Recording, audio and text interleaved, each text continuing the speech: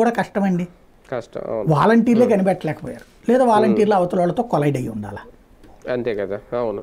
ఇప్పుడు వీళ్ళు ఎలా కనిపెడతారు, అది కష్టం కదా ఇప్పుడు సమస్య. ఇంకొకటి ఒంటరి మహిళ పెన్షన్ ఉంటుంది.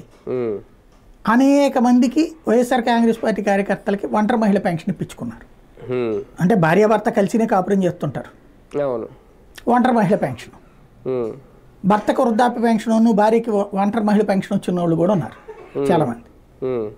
అంటే ఇక్కడ వృద్ధురాలు ఉన్నారనుకోండి, దాంట్లో భర్తకేమో వృద్ధాప్య పెన్షన్ ఇచ్చి భార్యకేమో ఒంటరి మహిళ పెన్షన్ ఇచ్చిన సందర్భాలు ఉన్నాయి.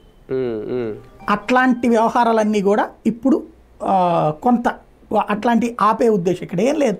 ఓ రకంగా చెప్పాలంటే ఖర్చు తగ్గించుకోవాలని అనుకుంటున్నారు. ఆ ఖర్చు తగ్గించుకునేటటువంటి తీరులో ఎలా ఉంటుంది అనేటటువంటిదే చూడాల్సి ఉంది ఇక్కడ.